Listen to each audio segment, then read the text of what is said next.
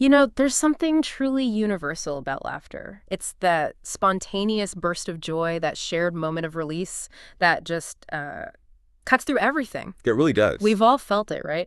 Whether it's a quiet chuckle at something witty or just roaring laughter with a crowd at a comedy show. But what if I told you that comedy is far more than just a fleeting chuckle? Hmm. It's not simply entertainment. It's actually a powerful cultural force, a mirror, maybe even a shaper of our society. Indeed.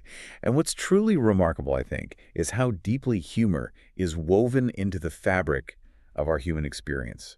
It's almost a fundamental mechanism for how we process things, how we release tension, forge connections. Right. When we really start to examine it, comedy has this kind of unparalleled ability to influence and reflect the world around us, often in really surprising ways. Okay, so let's unpack this then. Today we're going on a deep dive into the fascinating evolution of stand-up comedy, and more specifically, its profound, often surprising role in shaping identity, challenging norms, maybe even driving significant social change. Yeah, it's a big topic. It is, and our mission today is to really unearth the most important nuggets of knowledge from a pretty rich stack of sources. We've got academic research, insightful blog posts, even a vibrant global discussion from Reddit. We want to give you a shortcut, basically, to being well-informed on how comedy isn't just funny, it's absolutely fundamental to our culture and society. And we're going beyond just the punchlines here. We're going to explore the mechanics, how comedy actually disarms audiences, how it breaks down social barriers, provides a crucial platform for voices that maybe haven't always been heard. Yeah, those marginalized voices finding a space. Exactly. And we'll look at the dramatic rise of completely new formats, the undeniable impact of digital platforms, think TikTok, Netflix, and how comedians are navigating these incredibly complex topics, like the ongoing discussions around wokeness or intersectionality. Okay, so get ready for some genuine aha moments. Yeah. You're hopefully about to see comedy in a whole new, perhaps far more powerful light. Should be interesting. So, let's kick things off by exploring the enduring power of laughter itself, specifically how comedy acts as this catalyst for social commentary and influence. It's easy, almost natural, to just think of comedy as, lighthearted entertainment, something to pass the time, lift our spirits. True, the everyday view of it. Right. But as one researcher from Rutgers points out, it's so much more. The core revelation here seems to be how comedy, through its direct effects on audiences, actively contributes to social change, even justice movements. It's not just sitting on the sidelines, it's an active participant. Exactly. Beyond merely entertaining, comedy employs several distinct mechanisms that really enable it to influence society. Firstly, it has this incredible capacity to draw attention to issues, things that might otherwise be ignored or dismissed in more, let's say, traditional discourse. Imagine a comedian skillfully weaving a complex social problem, maybe systemic inequality, maybe a political absurdity into a joke that's relatable, maybe a bit biting. Suddenly, an entire audience isn't just listening passively. They're engaging with the issue, but on a totally different level. That's a crucial point. It's almost like the humor acts as a kind of Trojan horse, right? Allowing the serious message to slip past our usual defenses. Precisely. And this leads straight to the second mechanism, which you sort of touched on. Comedy disarms audiences. When you're genuinely laughing, your guard is instinctively lowered. Yeah, you relax. You relax. And that makes you far more receptive to difficult or uncomfortable topics. This naturally lowers resistance to persuasion. It's significantly harder to just dismiss a message, even a challenging one, when it's delivered with humor, maybe a genuine smile. It really is, isn't it? That shared laughter creates this momentary bond, a shared vulnerability, maybe. Absolutely. And that shared experience then stimulates further sharing and discussion. Think about a joke that really lands. People will be talking about it afterwards, repeating it, maybe dissecting it long after the show is over. That's right, travels beyond the club. Exactly. This amplification of the message is vital. And if we connect this to the bigger picture, comedy can have these profound, broader cultural impacts. It can subtly, or sometimes overtly, shape news coverage, influence what gets reported, how public narratives get framed. It actively influences social media discourse, providing crucial visibility for alternative ideas, for marginalized groups that might otherwise really struggle to be heard in a crowded media landscape. And in some powerful cases, it even serves as a direct resource for collective action, inspiring people to come together to mobilize around a shared issue. So it's not just a stage for jokes, but an undeniable stage for movements, for real-world impact. That makes sense then, that activists and advocacy organizations are increasingly recognizing this and strategically incorporating comedy into their communication efforts. They absolutely are. They're leveraging its unique power, right? Yeah. To connect with people on an emotional level, bypass that typical resistance we have, and start meaningful, sometimes uncomfortable conversations that might actually lead to action. That's a powerful real-world application. It truly is. And to fully grasp why comedy is so uniquely effective, we probably need to delve a bit deeper into the sort of sociological and psychological mechanics of humor itself. Okay. Consider what happens when people go to a live comedy show. They aren't just there for a quick chuckle. They're often seeking a kind of release. They get to laugh in the face of difficult topics, current events, maybe even their own personal anxieties. Right, that catharsis. Exactly.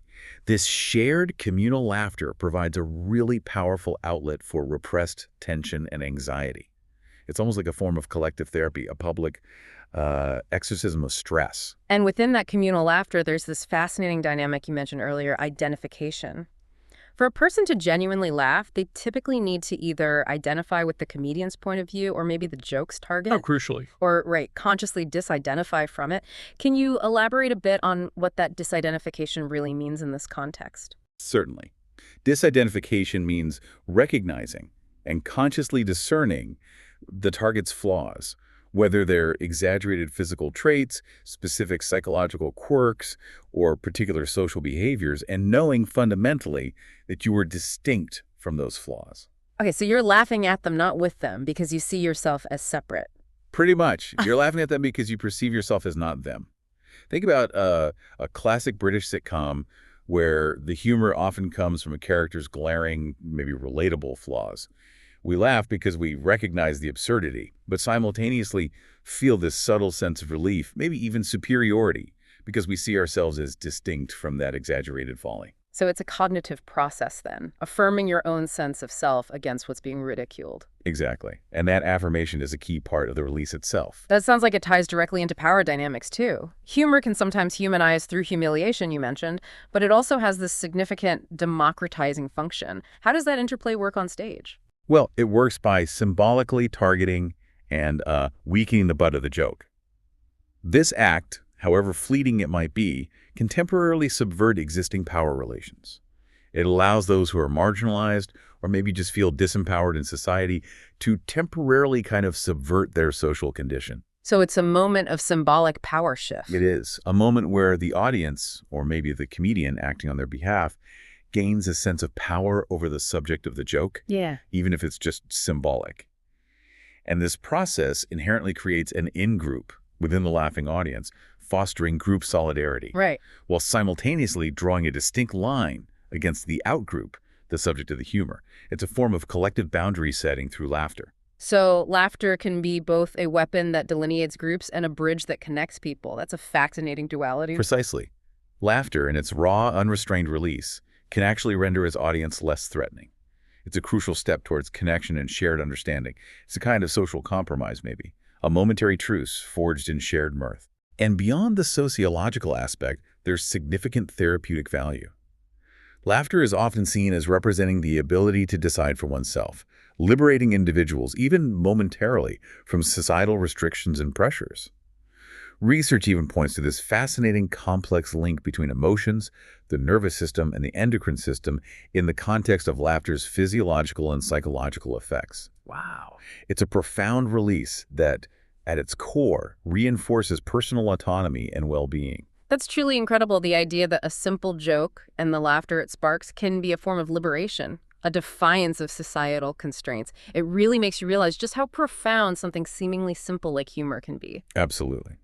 So moving from the underlying power and mechanics of laughter, let's shift our gaze now to how the stage itself is dramatically changing. We're seeing this fascinating evolution of stand-up formats and, well, a seismic shift in how comedy reaches audiences through these new digital frontiers. Yeah. The landscape's unrecognizable compared to even 15, 20 years ago. Totally. The classic stand-up set, you know, the one we all picture, single comedian, mic, spotlight, it's definitely getting a significant makeover. Places like London's vibrant comedy scene, for example, seem to be real hotbeds of exciting innovations. A key evolution here is how comedians are increasingly blending that traditional punchline-driven comedy with deep, often quite vulnerable storytelling. Right, the narrative element. Exactly. It's no longer just about rapid-fire jokes. They're weaving intricate personal narratives, life experiences into their acts. Think of it less as a conventional stand-up set, and maybe more like a stand-up set meets a TED Talk, but funnier and maybe more raw. Funnier and rawer, I like that. Yeah. And this approach fosters a much deeper, more authentic connection with the audience. You're not just laughing at a joke. You're engaging with the comedian's journey, their struggles, their triumphs. That adds this profound layer of intimacy and relatability. Audiences today genuinely appreciate that authentic connection. They want more than just surface-level laughs. Precisely. They're seeking more than just fleeting amusement. And it's not just about integrating personal stories, right? There are also these truly experimental styles popping up, especially in those independent venues. Some places are becoming genuine playgrounds for comedic innovation, mixing traditional comedy with elements of theater, music, improv, even performance art sometimes. Absolutely. It sounds incredibly boundary-pushing, maybe a little out there for some. Definitely Yeah. not your standard club night. But these boundary-pushing shows attract a very specific, often more adventurous crowd. People looking for something beyond the average stand-up night. They are pushing the artistic boundaries of the form, challenging our preconceived notions of what comedy can be, what it should be. Keeps it fresh. Exactly. This spirit of innovation keeps the art form fresh, dynamic, constantly evolving, making sure it stays relevant and surprising. And here's where it gets really interesting, I think. The rapid rise of live comedy podcasts. This feels like a relatively new phenomenon, but it's gained massive traction so quickly. It really has exploded. These podcasts offer this heightened level of audience engagement because the listeners are often an active, contributing part of the show, right? Yeah. Through questions, prompts, direct interaction. Yeah, and it creates a far more intimate setting than a huge concert hall, even if it is recorded in front of a live audience. Yeah. That intimacy allows for unique, often spontaneous, content creation ship. You get improvisational bits, unscripted banter, audience Q&As that just wouldn't fit into a tightly polished, pre-recorded stand-up special. That makes sense. And that dynamic leads us directly to the truly seismic shift brought about by digital platforms. The whole landscape of comedy has been completely redefined. Completely. It's no longer just about relentlessly honing your craft in smoky clubs, hoping to get discovered on stage. Now it's often about building an audience online first. Right. The audience comes before the stage sometimes. Pretty much. And this has dramatically opened doors for countless new comedians who might never have had a chance through the traditional routes. The established gatekeepers, the talent scouts, club bookers, TV execs, they've been significantly bypassed. Yeah. This allows for this direct, unfiltered connection between comedians and their burgeoning fan bases. It's truly astonishing how quickly someone can go from posting funny videos in their bedroom to having a colossal global following. TikTok, Instagram, YouTube, they're now undeniable go-to places for discovering new talent. They really are the new discovery engines. And recent data specifically highlights that Gen Z, in particular, overwhelmingly favors consuming comedy on those short-form platforms like TikTok. For them, it's just how they discover and consume so much content, comedy included. And this online success isn't merely an end in itself, it's become a strategic launchpad. Many comedians are ingeniously using their online presence to transition into, or maybe just amplify, their live performance careers. So the clubs are paying attention to follower counts. Oh, absolutely. Comedy clubs and promoters actively seek out and book these internet-famous acts. They recognize the immediate, tangible value of their established, often massive, fan bases. And this influx brings a fresh, tech-savvy audience to traditional live stand-up, revitalizing the scene, introducing new demographics to those brick-and-mortar venues. So the line between digital and live comedy is just completely blurring, almost dissolving now. It really is. Comedians are seamlessly incorporating social media into their live shows, maybe using real-time audience interaction from online polls, or integrating viral jokes that started on their feeds to create these unique hybrid experiences. Right. It's all about building a deeper sense of community, whether you're watching live in a packed room or engaging from your screen at home. And we absolutely cannot overlook the massive transformative role of streaming services like Netflix and Amazon Prime. Oh, huge. They've given comedians unprecedented global visibility with their stand-up specials. These platforms have turned individual comedians into global brands almost overnight. Yeah, the reach is incredible. Indeed. The rise of social media has undeniably democratized comedy Hmm. in a way we've never seen before. Anyone with a smartphone and a good idea, a unique voice, a compelling perspective, they can potentially reach a global audience. Which has led to more voices. Yeah, exactly. It's led to a much more diverse range of voices and perspectives populating the comedy scene, which, in the grand scheme of things, is a profoundly positive development for the art form and arguably for society as a whole. Yeah. It ensures that humor is actually reflecting the diverse world we live in. It's truly fascinating to see how the stage isn't just a physical space anymore, but this sprawling, interconnected digital ecosystem that just keeps expanding and evolving. It really is a constant evolution. That powerful democratization we just discussed leads us directly into our next big topic, identity at the mic, focusing on how diversity and cultural narratives are really transforming stand-up. The comedy scene is undergoing this profound shift for the better, and it seems like it's not just about who's telling the jokes anymore, but maybe more importantly, whose stories are truly being heard and amplified. Precisely. We are witnessing an incredible and I think accelerating increase in the presence of comedians from genuinely diverse backgrounds, people with different ethnicities, sexualities, socioeconomic experiences, different life journeys. So it just feels more representative. It means comedy is becoming more relatable and interesting for everyone because it is reflecting the true tapestry of human experience. It's a powerful mirror of our increasingly diverse world, and it undeniably enriches the art form itself by bringing in perspectives that were previously, underrepresented, marginalized, or maybe even actively silenced. The humor just takes on new textures, new meanings. And gender and sexuality in particular seem to play a massive role in shaping comedic perspectives.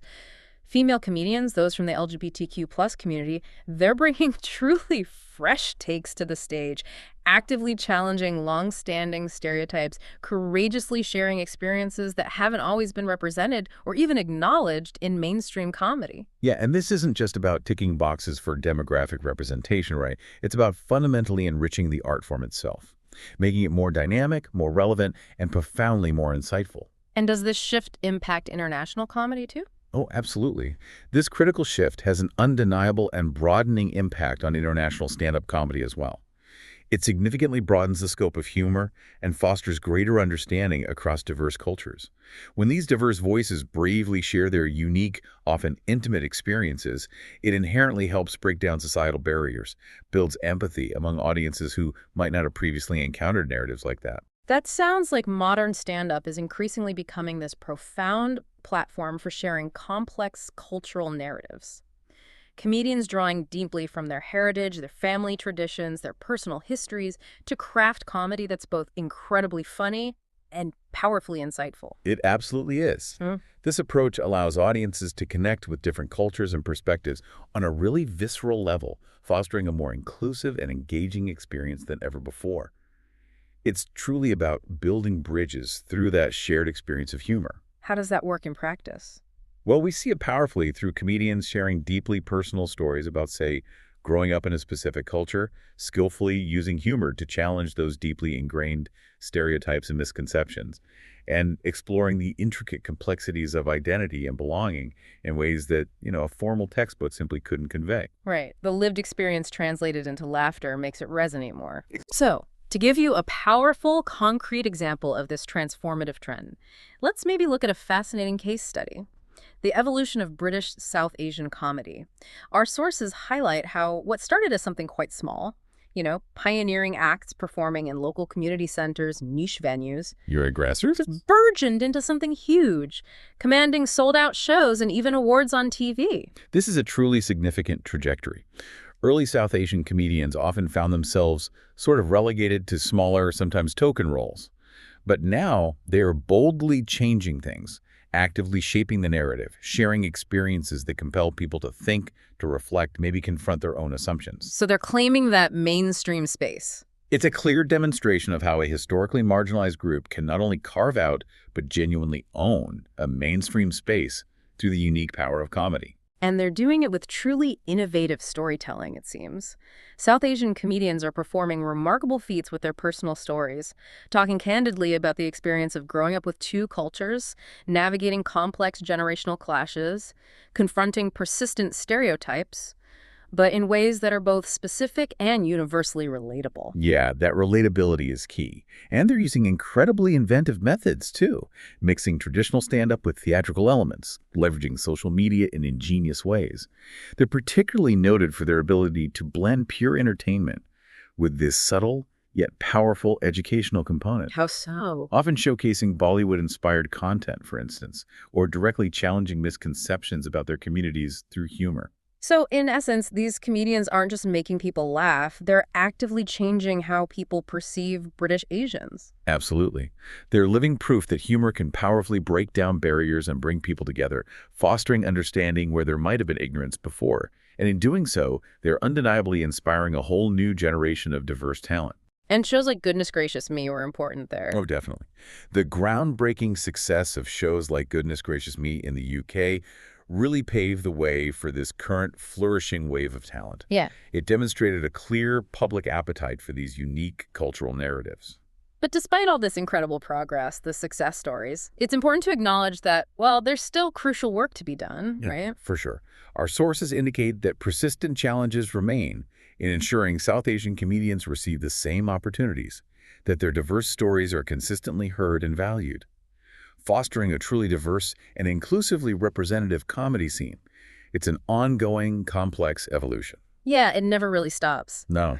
This entire discussion around diverse identities and cultural narratives brings us to a really significant and increasingly vital development in understanding identity, inequality, social justice within stand-up, Yeah. the concept of intersectionality. Yes, a crucial concept. Yeah. While much existing literature on comedy and identity has historically focused on just a single axis, maybe race in isolation, or gender, or class, or disability, there's this growing, undeniable need for sustained intersectional analysis. This is where the complexities really emerge.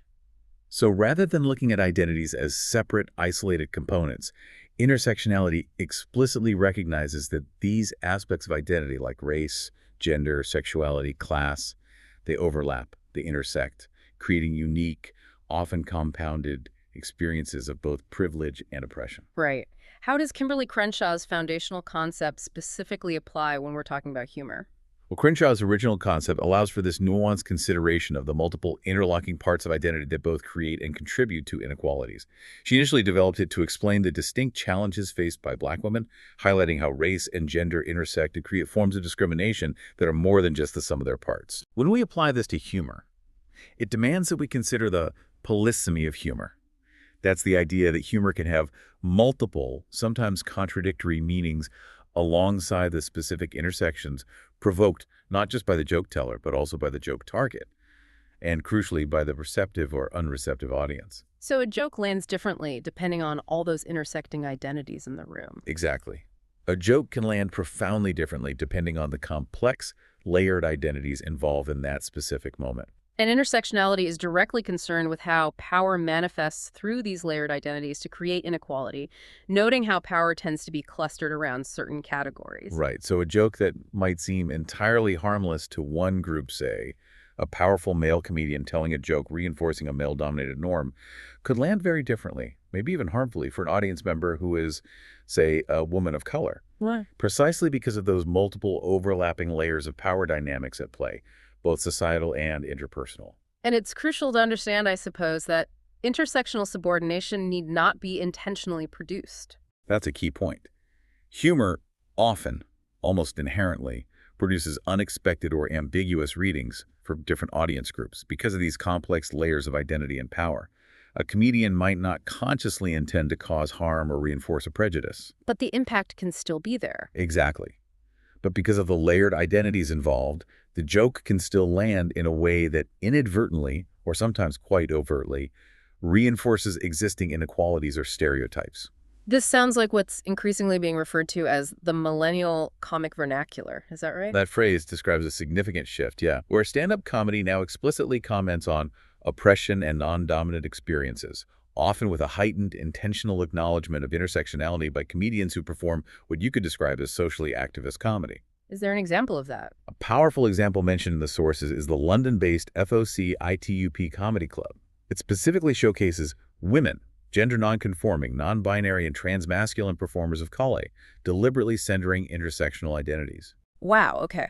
That's a clear, tangible demonstration of how comedy is evolving to not just reflect, but actively engage with complex social justice issues through an explicitly intersectional lens. It's a powerful and, I think, exciting shift in the landscape of humor, moving it towards deeper social commentary and maybe greater accountability. So, with all these changing dynamics, this increasing awareness of diverse identities, the powerful impact of digital platforms, it's clear that modern comedians are navigating a really complex minefield when it comes to offense, authenticity, and these ever-evolving audience expectations. Absolutely.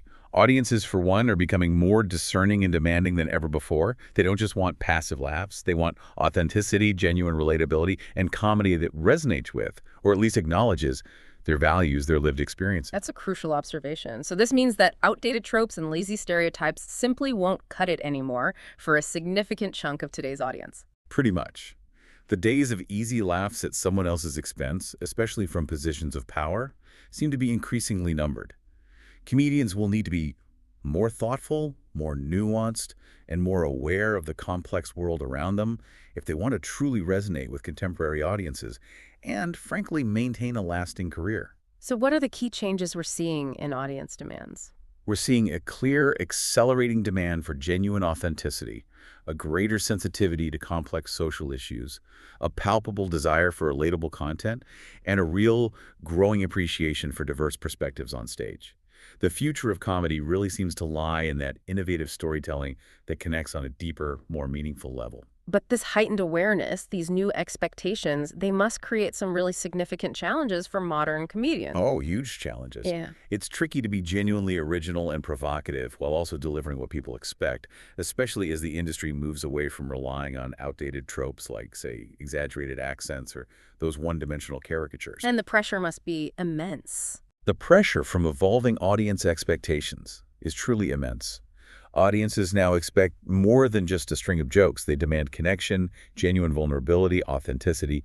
This is a tremendous amount of pressure, particularly for newer comedians trying to find their unique voice and establish their persona in a very public, highly scrutinized arena. And they have to balance being real with performing. Exactly. It also means this constant balancing act between maintaining authenticity and delivering a compelling performance. And while the rise of digital platforms has given talents more agency over their narratives, as we discussed, Right. that increased agency also comes with heightened public scrutiny and instantaneous feedback, which can absolutely be a double-edged sword. This entire complex landscape brings us right to the core of a major, often heated debate currently raging in comedy circles. Is wokeness killing comedy? This raises an important, multifaceted question, and our sources present pretty strong arguments on both sides. Yeah, it's a fiery one. On the yes side, you have comedian Lou Perez arguing quite forcefully that wokeness contains a strong censorship component. He claims it has infected every institution, academia, media, entertainment, giving it the tangible power to shut you down, to shut you up. Strong words. He describes it as a pervasive Puritanism that strangles creativity and kills joy, suggesting it stifles the very irreverence and freedom of expression that he believes are essential to true comedy. Okay, but then on the no side. On the no side, actor and comedian Michael Ian Black offers a compelling counterargument. He contends that wokeness is actually good for comedy. How so? He believes it has a positive trickle-down effect, where increased sensitivity and awareness among audiences and performers actively works to make comedy a safer space for people who weren't necessarily performing comedy before. His argument is that it broadens the pool of voices and experiences, ultimately opening doors for new comedic talent rather than closing them. Interesting contrast. This whole debate often seems to tie into that very common phrase, can't you take a joke? Yes, that old chestnut. Right. This seemingly simple question encapsulates a truly complex, often fraught exchange.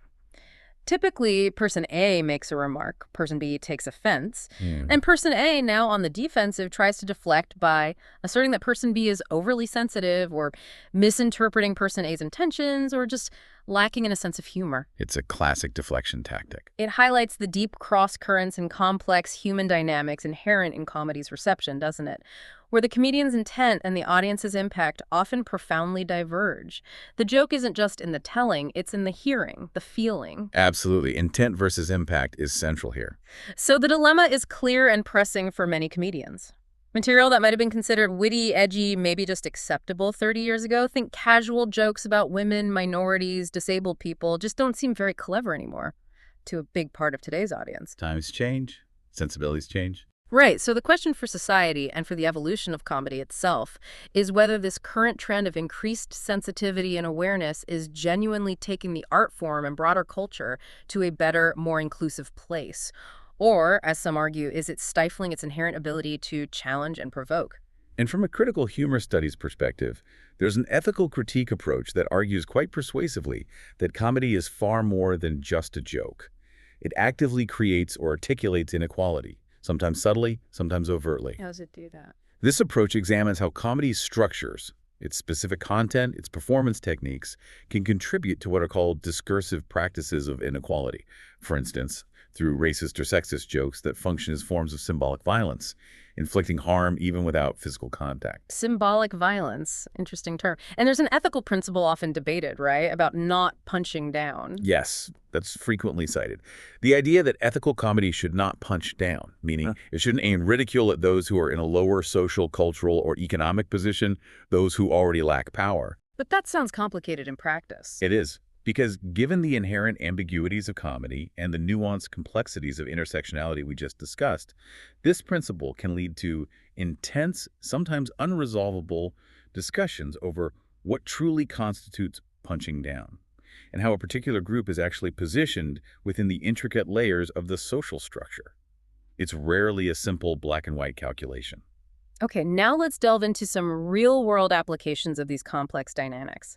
Let's look at specific case studies in controversy, particularly focusing on how intersectional comedy plays out in practice on a global scale, especially through these big streaming specials. Right. The Netflix specials are a good focus. Exactly. We're going to examine Netflix stand-up specials as highly significant cultural artifacts. These specials are chosen for analysis, our sources say, because they've garnered increasing cultural significance and received widespread attention, positive, negative, neutral, whatever. And they reach a huge audience. A massive audience. They're generally considered to contain the comedian's best material, and crucially, they reach, well, Netflix alone had nearly 231 million paid subscribers worldwide back in Q4 2022. That's a monumental reach for a single piece of comedy. Unprecedented, really. Right. So the sources used a purposive sampling method, specifically focusing on specials that created discussion and controversy, precisely because of the intersectional identities of the comedians, their joke targets, and the diverse audiences engaging with the material. Okay, so which ones are we looking at? Specifically, we'll look at Hannah Gadsby's Nanette from 2018, Jimmy Carr's His Dark Material from 2021, and Dave Chappelle's The Closer, also from 2021. Yeah. These three offer rich, contrasting examples of how these issues manifest. Okay, let's start with Jimmy Carr and his special, His Dark Material. Carr, through his persona, constructs himself as this edgy comedian, right? Fiercely championing freedom of speech, provocatively claiming he doesn't fear cancellation. That's his brand. He explicitly frames his identity by referring to himself as a straight white man, and then proceeds to use identity categories like gender-fluid snowflake and even fat-disabled lesbian nonces as the explicit targets of his jokes. Wow. This deliberate comedic construction implies a clear connotation of Carr's specific intersections as culturally superior. He positions himself at the top of a social hierarchy, depicting his superiority through comedy, with seemingly little potential for a reading of ridicule directed at straight white men. The structure consistently places him as the one doing the ridiculing. And his material frequently and quite controversially depicts gendered violence or jokes about it. Yeah, Carr often makes jokes at women's expense, joking about infidelity with his younger girlfriend, the perceived woes of aging women, women's bodies, and even, very disturbingly, raping women. He often adopts this discernibly patronizing tone throughout his sets, which seems designed to intimidate and infantilize women, thereby maintaining existing hegemonic gender power relations. Is there a specific example of that? A very clear and often cited example is his mansplaining bit, where he, ironically, perhaps self-referentially, mansplains the concept of mansplaining to a woman in his audience. This performance reinforces his older male intersectional persona as informed, intelligent, and superior to younger women, a dynamic that our sources note is undoubtedly punching down due to the inherent power imbalance. And Carr is also known for extensively using disclaimers as rhetorical devices within his stand-up. Yes, very noticeably. For example, his opening joke in his dark material, which is a rape joke, explicitly frames all subsequent jokes as just jokes. This is a mechanism intended to render acceptable the potentially offensive material, attempting to trivialize the topic while implicitly denying language's performativity, the idea that words themselves can have real-world impact. He also used a defense for that extremely controversial joke about the Holocaust and Roma victims, right? Claiming it was He did. He employed an educative quality defense for that joke about the murder of Roma people in Nazi concentration camps. He argued the joke served to raise awareness because a lot of people don't know that the Nazis also killed, in their thousands, gypsies, homosexuals, disabled people, and Jehovah's Witnesses. How did that land? Well, this particular defense reveals a profound polysemy of intent and impact. The joke had multiple conflicting intentions from Carr and produced incredibly varied impacts on different audiences. A highly edited clip, crucially without these disclaimers, circulated widely online. Context stripped away. Exactly. And it sparked heavy criticism from charities, politicians like Nadine Dorries, powerfully highlighting the critical role of context and delivery in how humor is received. Carr also frames having a very dark sense of humor as a coping mechanism for a shit life, offering a kind of resolution to the ridicule by contextualizing his material within this narrative of personal suffering. Okay. Turning now to Dave Chappelle's The Closer. His identity as a black straight man is presented in a way that our sources argue also connotes superiority towards joke targets.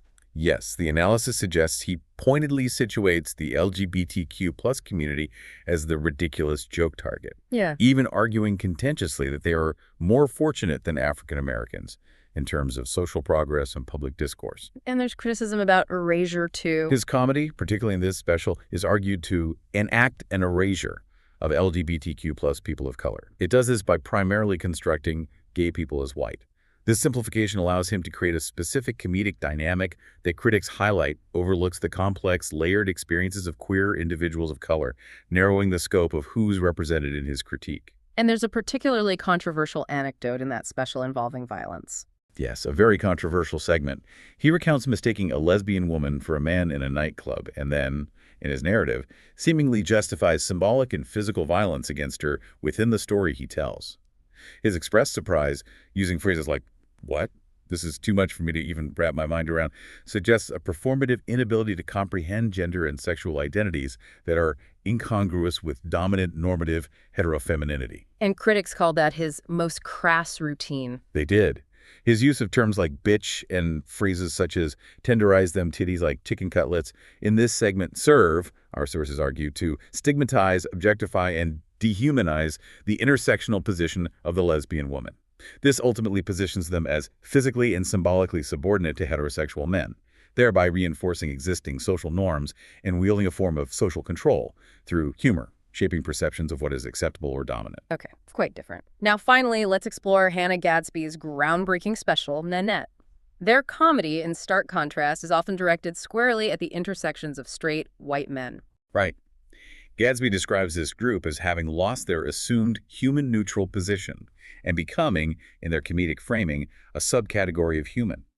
Gadsby also pointedly parodies the just jokes, rhetorical device often used by comedians, using it not to excuse but to highlight how comedy itself has the symbolic potential to impact on identities and cause real harm. What's truly powerful and maybe unprecedented there is Gadsby's decision to depict gendered violence as a survivor. Absolutely.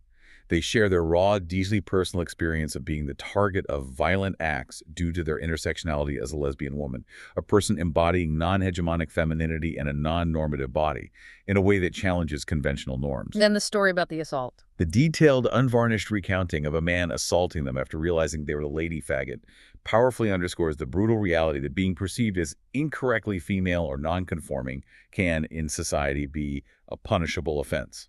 It's incredibly confronting. Gadsby also famously and intentionally breaks stand-up rules by creating tension instead of releasing it, right? Refusing that traditional structure. Deliberately subverting the expected tension and release structure. In doing so, they effectively become a comic spokesperson for lesbian women, articulating lesbian women's experiences that have, until now, remained camouflaged, silenced, or trivialized by comedy's conventional forms. They also, through their intense self-awareness, directly counter that common trend of comedians lacking reflexivity about their own impact. And their take on disclaimers is different, too. Completely. Yeah. Rather than literal usage of disclaimers to excuse material, Gatsby offers a profound meta-discussion and critique of disclaimers themselves. For instance, responding to the cliché "laughter is the best medicine," they deliver that razor-sharp retort, "I reckon penicillin might give it the nudge." Ha! Yeah, that's memorable. It's clever reframing that challenges the very conventions often used to dismiss offensive humor and highlights the limits of humor as a panacea for deep-seated trauma or societal ills. So, what's truly fascinating here, looking at these three, is that while comedy that deliberately uses intersectionality as a lens, like Gatsby's, can certainly challenge entrenched power structures, its potential for resistance and impact might still be tempered by the broader industrial context it operates in. That's a really important point. For example, Netflix CEO Ted Sarandis' defense of Chappelle's controversial special, where he cited Gatsby's work as proof of Netflix's positive LGBTQ+ content. Right, that caused a stir. It directly led to Gatsby's very public and powerful response. This highlights the intensely complex, often contentious dynamics between performers, the powerful streaming platforms, and the public reception of controversial material. It's a potent reminder that even in this age of increased awareness and widespread content, these issues of identity, power, and humor are constantly being negotiated, often in very public and emotionally charged ways. And as these nuanced conversations about identity and offense unfold, often sparking global debates, it brings up a fascinating point. How do these deep cultural nuances even translate across different countries and different comedic traditions? Like, what does funny even mean in Italy versus the UK, for instance? That's a great question. So what does all this mean for comedy's global footprint? It's clear that the popularity and style of stand-up comedy vary significantly across Europe, as we can see from discussions in various online forums and academic observations. So it's not a monolith at all. Not even close. Wow. What's truly striking across Europe is the rich contrast in how stand-up has been adopted and adapted. In countries like Italy, for instance, stand-up, often called cabaret, is apparently a huge deal, deeply ingrained in popular culture. It typically focuses on biting politics and specific regional features, showing a very localized, culturally specific form of humor that relies heavily on shared local knowledge. Okay. And the Netherlands? In stark contrast, our sources note that in the Netherlands, traditional stand-up isn't super popular, but cabaret is. And it's evolving to be quite similar to American stand-up, but with larger, more serious parts and an overarching message and narrative. Interestingly, English comedians enjoy significant popularity there, but American ones less so. Why is that? They're often perceived by Dutch audiences as noisy, loud, and random, instead of clever and well thought out, which speaks volumes about differing comedic sensibilities, doesn't it? It really does. And Germany, similar. Germany's cabaret is also incredibly popular, typically very political and satirical, often offering significant educational value alongside the laughs. Shows are usually longer, sometimes featuring various artists doing shorter skits. Yeah. And intriguingly, singing as a comedic element has felt out of fashion in recent years. And political. What's particularly striking, a notable cultural observation from the sources, is that genuinely right-wing comedians don't seem to exist within Germany's mainstream cabaret scene. Suggests a distinct political lean within their popular humor. Fascinating. Moving north, Finland. Finland finds stand-up very popular, apparently. Most people know the names of their popular Finnish comedians, indicating a strong national scene. In Spain, the popular TV show Club de la Comedia and various late-night segments really contributed to stand-up getting big in the 2000s, making it a household staple. Do they watch international acts? Some Spanish audiences do watch American stand-up online, but it's not a widespread cultural phenomenon, perhaps due to the strong influence of local comedic traditions. And then, of course, there's the United Kingdom. Oh, yes. Here, stand-up is described in our sources quite bluntly as thing massive, a phrase that truly captures the enormous scale of its popularity. Big names there. Huge. Many of the highest-earning comedians in the world are British stand-ups. Think household names like John Bishop, Michael McIntyre, Lee Evans. Interestingly, American stand-ups aren't quite as universally huge there, with a few exceptions like Rich Hall or Katherine Ryan, who have built significant followings. British comedy in general seems highly appreciated by some non-Brits too, signaling a unique appeal. What about Denmark? In Denmark, stand-up is considered a pretty big deal, with a thriving local circuit. But British and American comedians often receive less widespread support, primarily due to that difference in humor and the language barrier. Local references don't travel well. Exactly. Local references, specific brand names like Chipotle or Tesco, can make foreign comedy quite unrelatable. It strongly suggests that comedy is indeed a very cultural, country-specific thing at its core. But Iceland is different. Apparently so.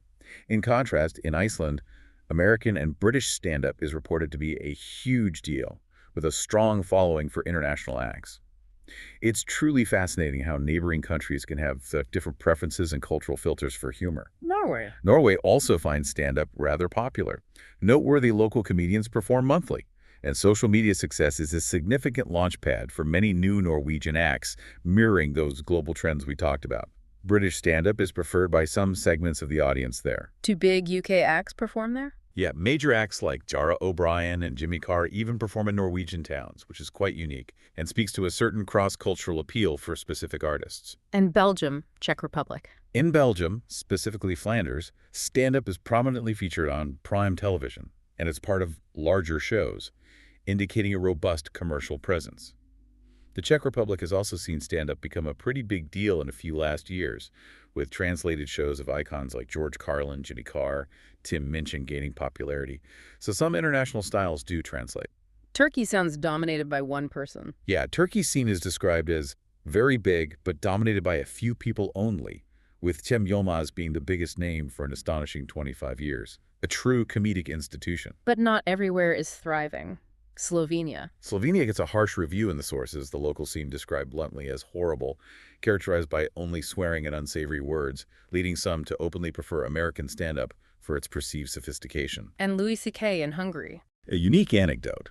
Louis C.K. performed in English in Hungary, apparently due to his Hungarian heritage but lack of language skills, showing how personal identity can shape international performances. Switzerland. Switzerland's stand-up scene exists but is not that popular broadly. Regional differences heavily influence consumption. The Italian-speaking part watches Italian content. The Romandie region prefers satire like 120 seconds. It's a complex, fragmented patchwork across the continent, reflecting deep cultural divides through humor. It's truly fascinating and often quite amusing how several European countries noted that their actual politicians or prime ministers provide the most talented stand-up comedy. Yeah, that came up a few times. Or that their parliament and prime minister offer similar entertainment, often through unintentionally political or just cringe comedy remarks. Think about Germany's drug commissioner or a former stand-up PM in one country being cited as comedic gold. A clear indication of how humor can arise from the most unexpected, sometimes frustrating sources in public life. This phenomenon really underscores that delicate balance between cultural specificity and international appeal in comedy. Absolutely.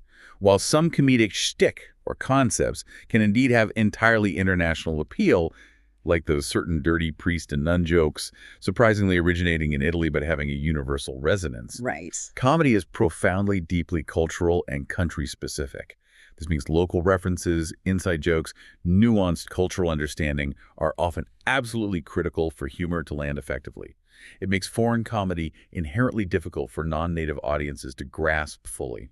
So it's a powerful reminder that humor, while universal as a human trait, is meticulously shaped by the unique nuances of local culture, history, language. Couldn't agree more. Okay, looking ahead now, let's peer into the crystal ball of comedy and explore the future of stand-up, particularly how accelerating technology, the rise of niche markets, and that irreplaceable live experience will shape its trajectory. Yeah, what's next? Our sources suggest some truly interesting predictions for upcoming trends, hinting at a fascinating evolution. Like what? One key trend strongly predicted is the emergence of even more niche comedy scenes. We're talking hyper-specialization. Comedy nights catering to hyper-specific interests and communities. Like the accountant comedy nights example. Exactly. Imagine that becoming a widely recognized genre. This level of specialization allows comedians to deeply connect with very particular audiences, fostering an intense sense of belonging, shared understanding, and a profound, intimate humor that outsiders just might not grasp. It's about building these micro-communities around shared laughs. And building on that community aspect, audience participation is set to become even more integral to the comedic experience. That's the prediction, increasingly blurring the lines between performer and spectator, moving towards creating truly shared experiences, rather than just passive consumption. It's not just about watching a show, it's about being an active, spontaneous part of the comedic moment, maybe even influencing its direction. And technology's role, it's just going to get bigger. The influence of technology on comedy will only deepen and diversify. Now, while the slightly unnerving idea of AI-generated jokes might become a thing, though hopefully not a good thing, as the sources humorously but pointedly suggest, Let's hope not. virtual reality could offer genuinely immersive comedy experiences. Imagine attending a cutting-edge comedy show from your living room, truly feeling like you're right there in the front row, soaking up every laugh, every reaction. That's quite a thought. And digital platforms will remain key. Absolutely. As we've already discussed, digital platforms will undeniably continue to be crucial launching pads for comedians, offering unprecedented reach and opportunities for experimentation that simply didn't exist a decade ago. This means we can expect to see an even greater diversity of voices, more innovative styles, a wider range of content being tested and shared globally, further democratizing that comedic landscape. However, despite all these incredible technological advancements, the rise of digital mediums, there's the truly irreplaceable importance of live performances. Thank goodness, yes. There's something truly special and elemental about seeing comedy live that you just can't replicate at home. It's a profoundly communal thing. That shared energy. That infectious energy that comes from shared laughter, where the comedian can dynamically play off the crowd, riff on immediate reactions, and make it a truly one-of-a-kind, unreputable show. It's that raw, unpredictable, in-the-moment magic that's so compelling. And it's clear, especially after the pandemic lockdowns, consumer trends strongly show people are really valuing those in-person experiences again. There's a palpable craving for that tangible, shared, unmediated moment of connection and joy. Definitely a bounce back for live events. Live comedy is also absolutely crucial for building genuine, spontaneous connections. Comedians have to read the room in real time, sensing the mood, picking up on subtle cues, adjusting their performance accordingly, creating a sense of intimacy and immediacy even in very large venues. It's a two-way street, then. Absolutely. This connection is a powerful two-way street, with the audience giving palpable energy back to the performer, creating this symbiotic relationship that fuels the entire comedic performance. And the physical venue atmosphere itself can profoundly make or break a comedy show. Oh, massively. Different types of venues offer distinctly unique experiences. Small, intimate clubs provide that intimate, raw, immediate feel, often fostering a close connection. Yeah. Larger theaters offer a grand, theatrical, polished experience, sometimes with elaborate staging. Pubs provide a relaxed, informal, boisterous backdrop for casual laughs. And outdoor venues are unique, unpredictable, weather-dependent, adding an element of delightful chaos sometimes. So the venue choice matters. The right venue, chosen thoughtfully, can truly amplify the comedy, make it funnier, more engaging, ultimately more memorable. It sets the perfect stage for a great night out, providing that unique backdrop for the entire comedic journey. It's that inimitable blend of human connection, raw talent, and shared fleeting experience that technology, no matter how advanced it becomes, can probably never fully replace. So wrapping things up, we've journeyed through how stand-up comedy has evolved, right? From its foundational power to embracing new formats and global digital reach, yet it undeniably retains that vital, irreplaceable connection of live performance. We've thoroughly unpacked how it's become this crucial, often controversial platform for incredibly diverse voices and complex cultural narratives, prompting important, sometimes difficult conversations about identity, inequality, and the very nature of humor itself. Yeah, it's clear that comedy is this dynamic, living art form that constantly reflects and actively reshapes our world.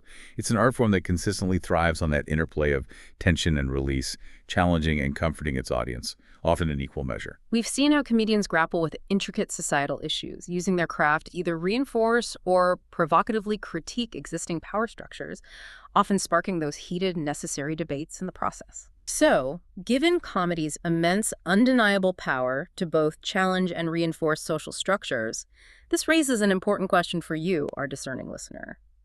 How might you, as an active and thoughtful audience member, engage with comedy to truly contribute to a more thoughtful, more connected, maybe more empathetic society? That's a great question to leave people with. What kind of laughter do you want to hear echoing in the years to come, and what kinds of conversations do you want that laughter to ignite? This deep dive, while we try to be comprehensive, really only scratches the surface of comedy's profound and complex role in society.